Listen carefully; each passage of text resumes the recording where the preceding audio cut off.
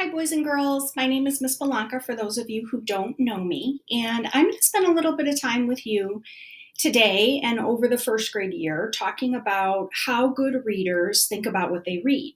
I know that as first graders, you are getting really good at looking at words and reading them, but there's a second part to your reading that you need to know about or start to think about, and that is when you read something, whether it's an informational book that gives you information about a topic, or if it's a story, you have to think about it. So, one way in first grade that we're going to practice this is we're going to make, and you can see it a little bit here, it's something called a reading salad. And I have those words on my salad bowl. Now, I know that you know what a salad is. You may have eaten a salad, you may have seen grown-ups eat a salad, but we're going to use a salad to help us think about when we read the words in a book, and then think about when we think about what those words mean. So I'm going to build a reading salad with you today. I just want you to be, you're just going to listen today, but then eventually you'll have a chance to build your own reading salad. Let's talk about a couple of things before I get started. You're going to see me throw pieces of red paper in our reading salad as I read this book to you. When I throw a red piece of paper, it means that I'm just reading the words, and the big word for that is text. Everybody say that, text. Text just means the words in the book. That's it. Okay? You're also going to see me put in some green pieces of paper as I read this book to you. That is when we think about the words. So not when we're reading the words, but we think about what they mean. So let's read a story, and I want to show you how a reader thinks about what they're reading. I'm going to leave my reading salad off to the side, but you'll watch me throw things in here. And a lot of times I'll give you clues because sometimes I'll be pointing to my head if I am doing the thinking, and sometimes I'll point to the book if I'm just reading the words. So let's take a look at our very first book. Now, if you've heard this book before, it's okay. And it's okay because I always say that books are like good friends. And I like to visit with my friends over and over and over. So if you've read this book before, great, you get to hear it again, but we may do some different things with it. The title of the story is called First Day Jitters. I'm going to point to the book because, remember, the red means all I did was read the story. That's it. I read the words. I'm going to put a red piece of paper in our salad because it was just reading the words. But now I'm going to point to my head because I want to look at this word right here, jitters. I've heard of that word before, and I think jitters is another word for nervous. So I'm thinking maybe that this character, remember a character is someone in our story, is nervous about something, and it's probably the first day of something because the title says First Day Jitters. Now I'm going to point to my head because that was all thinking that I did in my head. I didn't read any words for that. So I'm going to take a green piece of paper and I'm going to throw it in our salad. Okay? All right, let's read a little bit from this.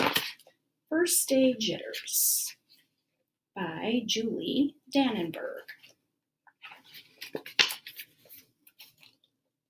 Sarah dear, time to get out of bed, Mr. Hartwell said, poking his head through the bedroom doorway. You don't want to miss the first day at your new school, do you? I'm going to point to the book because I just read the words. That's it. I wasn't thinking really about what those words mean. I was just reading the words. So a red piece of paper goes in. I'm not going, said Sarah, and pulled the covers over her head. Of course you're going, honey, said Mr. Hartwell as he walked over to the window and snapped up the shades. Uh-oh. I'm going to point to my head. Actually, I did do some reading, didn't I? So I'm going to put red in, but now I'm going to pull my thinking out. I'm going to stop, and I'm going to think, what just happened on this story? I know that I think my when I thought about in the beginning that the character was going to be nervous about something, I'm right, because she is saying, I'm not going. So wherever they're headed, she is not happy about it. That's all thinking from my head. So I'm going to put a green piece of paper in there. Let's continue reading. No, I'm not. I don't want to start over again. I hate my new school, Sarah said. She tunneled down to the end of her bed. I just read the words on that page, so I'm going to throw a text paper in, just reading the words. But now I need to do some thinking. I need to think about, I know a little more now. She must be nervous because she's going to a new school. She says, I hate my new school. So I'm going to put a green piece of paper in for my thinking that I did. How can you hate your new school, sweetheart? Mr. Hartwell chuckled. You've never been there before. Don't worry, you liked all your other schools and you'll like this one. Besides, just think of all the new friends that you will meet. That's just it. I don't know anybody and it will be hard. And I just hate it, that's all. I'm going to just point to the book because all I did there was read the words, and that's okay. Some pages, you're going to only read the words. What will everyone think if you aren't there? We told them that you were coming. They will think that I am lucky, and they will wish that they were at home in bed like me. Mr. Hartwell sighed. Sarah Jane Hartwell, I'm not playing this silly game 1 second longer. I'll see you downstairs in 5 minutes. All right, I did a little of my reading, but now I need to stop and build that salad with some thinking. And the thinking I'm doing is that Mr. Hartwell is starting to kind of lose patience. And you may even think of a time when an adult or a grown-up, you were doing something and you knew that they were starting to lose patience with you. I think that's what's happening in this story. Point to my head. Put the thinking in there. Sarah tumbled out of bed. She stumbled all the way to the bathroom. She fumbled with her clothes. My head hurts, she moaned as she trudged into the kitchen. Mr. Hartwell handed Sarah a piece of toast and her lunchbox. I'm going to point to the book because I just read some words, so that's going to go in our salad. They walked to the car. Sarah's hands were cold and clammy. They drove down the street, and she couldn't breathe.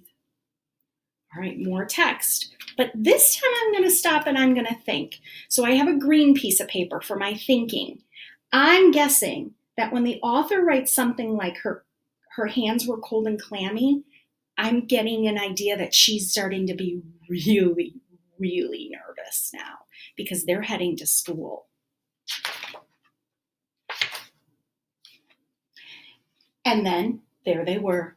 I feel sick, said Sarah weakly. Nonsense, said Mr. Hartwell. You'll love the new school once you get started. Oh, look, there's your principal, Mrs. Burton. Sarah slumped down in her seat. Just going to drop a red in. All I did was read the words.